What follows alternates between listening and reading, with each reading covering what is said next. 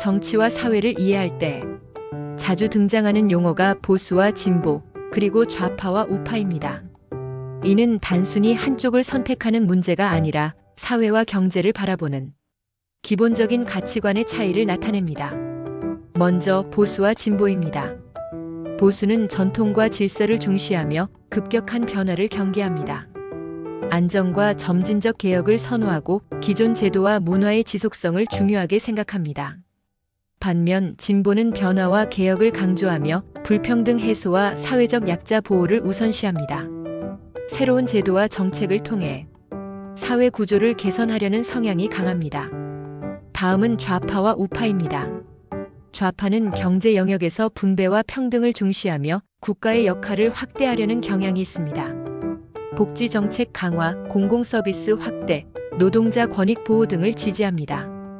우파는 시장의 자유와 효율성을 중시하며 정부 개입을 최소화하고 개인과 기업의 자율성을 강조합니다.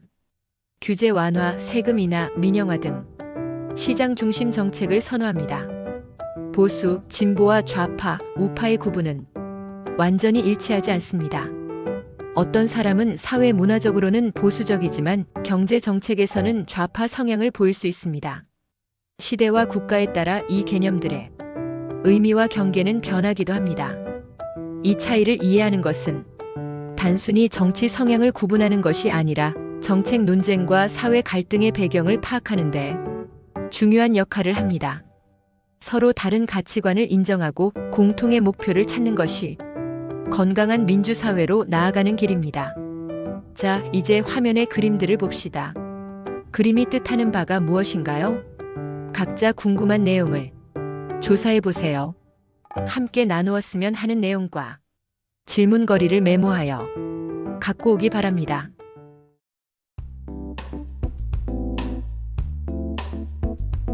정치와 경제를 논할 때 진보좌파와 보수우파라는 용어를 자주 듣게 됩니다. 이 두 성향은 사회와 경제 문제를 바라보는 기본 관점과 해결 방식에서 뚜렷한 차이를 보입니다. 먼저 진보좌파의 특징입니다. 진보좌파는 평등과 분배를 중시하며 사회적 약자 보호와 공공의 이익을 우선합니다. 경제적으로는 국가의 개입을 확대해 복지 정책을 강화하고 소득 재분배를 통해 격차를 줄이려 합니다. 노동자의 권익 보호, 교육, 의료 등 공공 서비스 확대, 환경 보호와 지속 가능성에 적극적인 입장을 취합니다. 또한 변화와 개혁을 통해 사회 구조를 개선하려는 의지가 강하며 다문화와 다양성 수용에도 개방적입니다. 다음은 보수우파의 특징입니다. 보수우파는 개인의 자유와 책임, 시장의 효율성을 강조합니다. 경제적으로는 정부 개입을 최소화하고 규제 완화와 세금 인하를 통해 기업 활동을 촉진하려 합니다. 경쟁을 통해 효율성을 높이고 성과에 따른 보상을 중시합니다. 사회적으로는 전통과 질서를 존중하며 급격한 변화보다는 점진적인 개혁을 선호합니다. 또한 국가 안보와 법치주의를 강하게 지지하는 경향이 있습니다. 두 입장은 서로 대립하기도 하지만 한 사회 안에서 균형을 이루는 것이 중요합니다. 진보좌파의 분배와 복지, 보수우파의 효율과 자유가 조화를 이루면 사회는 포용성과 경쟁력을 동시에 갖춘 구조로 발전할 수 있습니다. 중요한 것은 어느 한쪽의 완전한 우위를 추구하는 것이 아니라 상황과 시대에 맞게 두 가치의 장점을 적절히 결합하는 지혜입니다. 자, 이제 화면의 그림들을 봅시다. 그림이 뜻하는 바가 무엇인가요? 각자 궁금한 내용을 조사해보세요. 함께 나누었으면 하는 내용과 질문거리를 메모하여 갖고 오기 바랍니다.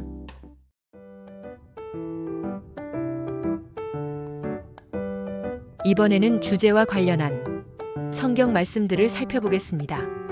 진보좌파라는 정치-사회적 성향과 성경의 가르침이 어떤 접점을 가질 수 있는지 함께 살펴보고자 합니다. 진보좌파는 일반적으로 소외된 자의 권리, 분배 정의, 평등, 사회적 약자 보호에 큰 가치를 둡니다.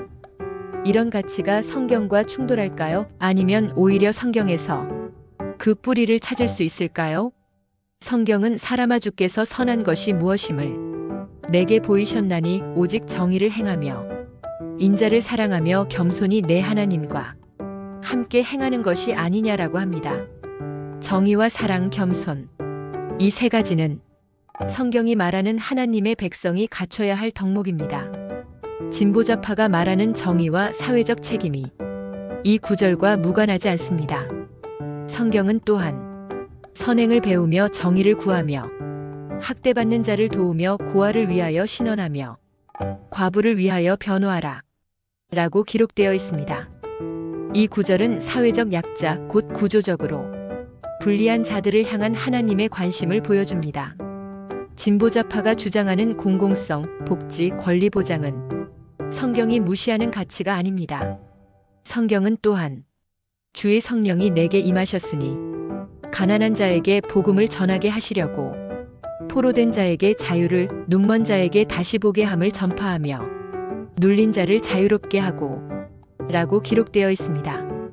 예수님은 가난한 자, 눌린 자, 포로된 자와 함께 하셨습니다. 그는 단지 개인의 구원만이 아니라 그들이 속한 사회적 조건도 회복하시려 했습니다.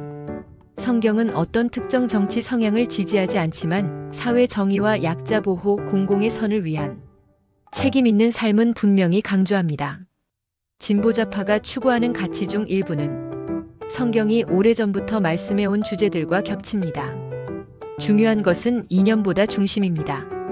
그 중심이 하나님일 때 정의는 분열이 아니라 회복을 이끌고 평등은 무질서가 아니라 사랑의 공동체를 세우게 됩니다.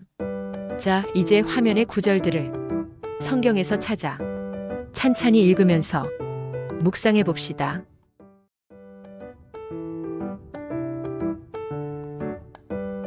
이번에는 주제와 관련한 성경 말씀들을 살펴보겠습니다. 보수우파라는 가치관과 성경이 어떤 접점을 가지는지 살펴보고자 합니다. 보수우파는 흔히 전통의 존중, 책임의 강조, 공동체 질서의 유지, 자율성과 근면을 중시합니다. 이러한 가치가 과연 성경의 가르침과 어떤 관계가 있을까요? 성경은 범사에 기한이 있고 천하 만사가 다 때가 있나니 라고 기록되어 있습니다. 이 말씀은 세상의 질서와 하나님의 주권 아래 존재하는 시간의 원리를 보여줍니다. 보수의 핵심 가치 중 하나인 질서의 유지는 성경적으로도 매우 중요하게 여겨지는 개념입니다. 또한 성경은 누구든지 일하기 싫어하거든 먹지도 말게 하라 라고 기록되어 있습니다. 이 구절은 노동의 가치와 책임 있는 삶을 강조합니다. 근면과 자율적 책임을 중시하는 보수적 윤리와 통하는 부분입니다. 또한 성경은 인간의 모든 제도를 주를 위하여 순종하되 위에 있는 왕이나 혹은 악행하는 자를 징벌하고 선행하는 자를 포상하기 위하여 그에게 보낸 총독에게 하라 라고 기록되어 있습니다. 이 말씀은 국가 권위에 대한 순종을 요청합니다.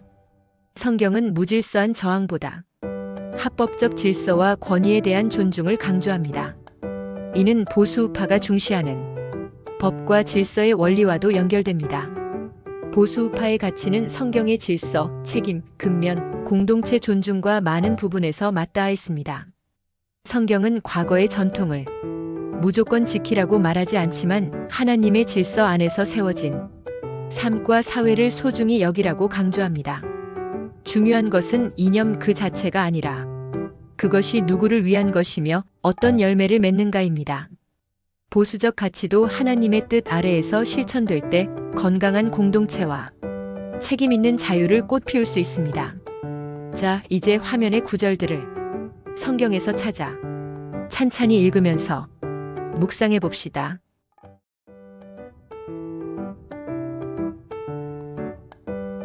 이번에는 금융을 이해하는 3촉 중 하나, 금융시장에 대해 이야기하겠습니다. 금융을 이해하려면 세 가지가 필요합니다. 첫째, 금융상품. 둘째, 금융회사. 셋째, 금융시장. 이번에는 그 중에서 금융시장에 대해 이야기합니다. 금융시장은 돈을 사고 파는 장소입니다. 사람과 기업, 정부가 돈을 빌리고 빌려주는 활동이 일어나는 곳입니다. 이 시장은 돈이 움직이는 중요한 공간입니다. 금융시장의 역할은 세 가지입니다. 1. 자금이 필요한 곳에 돈을 보내줍니다. 2. 돈이 남는 사람과 돈이 필요한 사람을 연결합니다. 3. 돈의 사용 가격, 즉 금리를 결정하는 데 도움을 줍니다. 예를 들어 한 회사가 사업을 키우기 위해 돈이 필요합니다. 이 회사는 금융시장에서 주식이나 채권을 발행해 자금을 모읍니다. 투자자는 이 주식이나 채권을 사서 회사에 돈을 빌려주고 대신 이익이나 이자를 받습니다. 금융시장을 이해하면 경제 뉴스, 환율, 금리 변화의 의미를 더 쉽게 알 수 있습니다. 또한 자신의 투자와 저축을 더 현명하게 결정할 수 있습니다. 금융시장은 보이지 않는 돈의 길입니다. 이 길을 잘 이해하면 돈을 안전하게 지키고 불리는 데 큰 도움이 됩니다.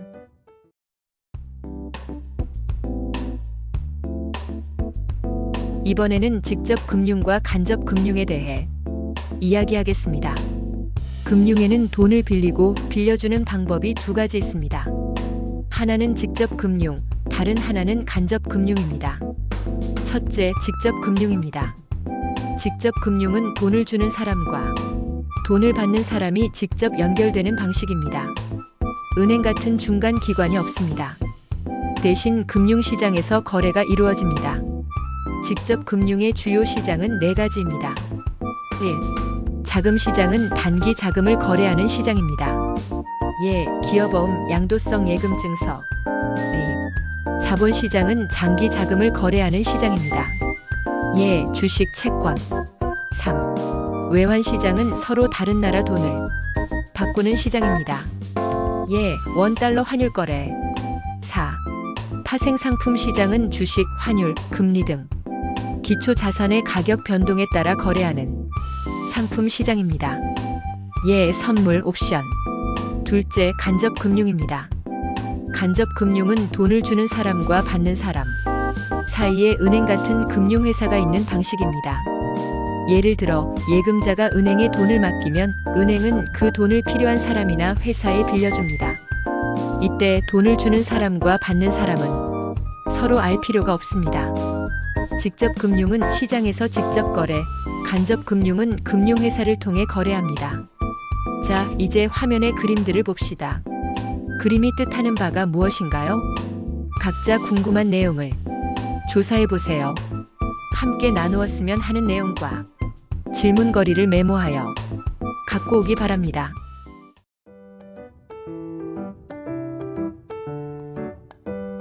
이번에는 오늘날 금융시장이 당면한 다양한 도전에 대해 이야기하겠습니다. 금융시장은 돈이 움직이는 큰 길입니다. 하지만 이 길에는 여러 어려움과 도전이 있습니다. 첫째, 빅테크의 도전입니다. IT 회사들이 결제, 송금, 대출 서비스에 들어오고 있습니다.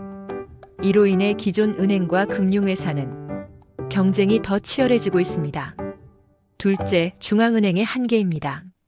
중앙은행은 금리를 조절하고 돈의 양을 관리합니다.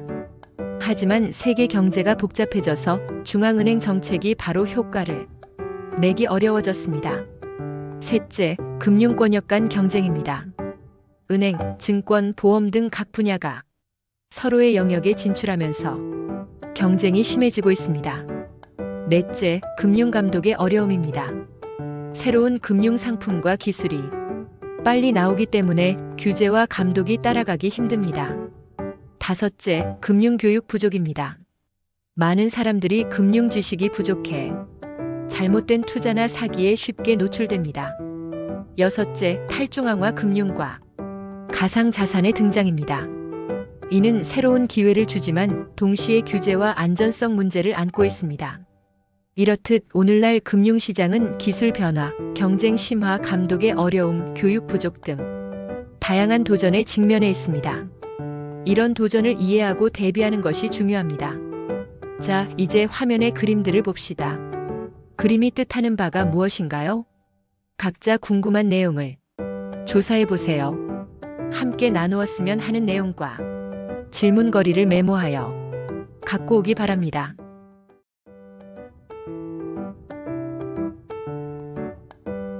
이번에는 시장 금리와 정책 금리 비교에 대해 이야기하겠습니다. 금리란 돈을 빌릴 때 내는 비용 또는 돈을 빌려줄 때 받는 보상입니다. 쉽게 말해 돈의 사용 가격입니다. 첫째, 시장 금리입니다. 시장 금리는 금융시장에서 수요와 공급에 의해 결정됩니다.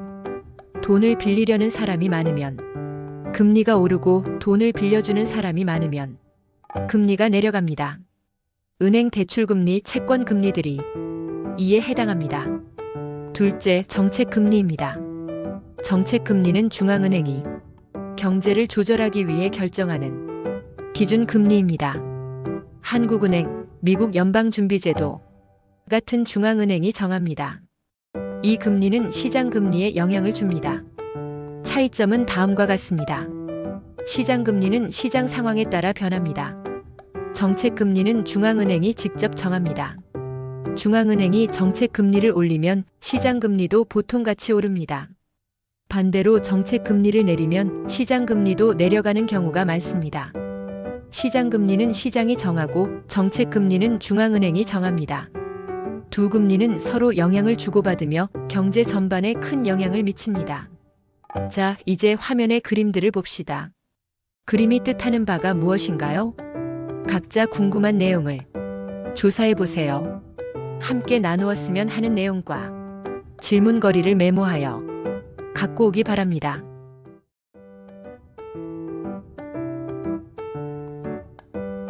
이번에는 주제와 관련한 성경 말씀들을 살펴보겠습니다. 금리는 자본의 시간 가치를 나타내는 지표입니다. 빌려준 돈에 대해 일정 비율로 받는 대가인 금리는 경제의 혈액순환을 조절하는 기준금리로부터 가계와 기업의 대출이자까지 영향을 미칩니다. 그렇다면 성경은 금리, 곧 이자에 대해 어떤 입장을 취하고 있을까요? 성경은 내가 만일 너와 함께 있는 내 백성 중 가난한 자에게 돈을 꾸어주면 너는 그에게 채권자같이 하지 말며 이자를 받지 말 것이며 라고 기록되어 있습니다. 이 말씀은 가난한 자에게 돈을 빌려줄 때에 국한된 규정입니다. 즉, 성경은 약자를 대상으로 한 고리대나 착취적 금융을 강하게 금합니다. 성경은 또한 너는 그에게 이자를 받지 말고 내 하나님을 경외하여 내 형제로 너와 함께 생활하게 할 것이며 라고 기록되어 있습니다. 여기서 중요한 것은 단순한 금융 행위가 아니라 공동체적 책임과 형제애입니다. 이자를 금한 목적은 이윤 억제가 아니라 공동체 보호에 있습니다. 성경은 또한 그러면 내가 내 돈을 취리하는 자들에게나 맡겼다가 내가 돌아와서 내 원금과 이자를 받게 하였을 것이니라 라고 기록되어 있습니다. 이 구절은 상업적 영역에서 이자가 존재하고 정당한 수익으로 이해된다는 점을 시사합니다. 즉, 성경은 맥락에 따라 이자를 구별하여 다룹니다. 성경은 무조건적인 금리 부정이 아니라 가난한 자를 향한 연민과 공동체 윤리, 그리고 책임 있는 자산 운용의 균형을 말합니다. 금리는 자본의 대가이지만 그것이 탐욕으로 흐르지 않도록 절제와 정의, 그리고 형제 사랑이 전제되어야 합니다. 오늘날 금리 인상과 고금리 시대를 살아가는 우리에게도 성경은 이익보다 더 중요한 이웃과 책임이라는 가치를 되새기게 합니다. 자, 이제 화면의 구절들을 성경에서 찾아 찬찬히 읽으면서 묵상해 봅시다.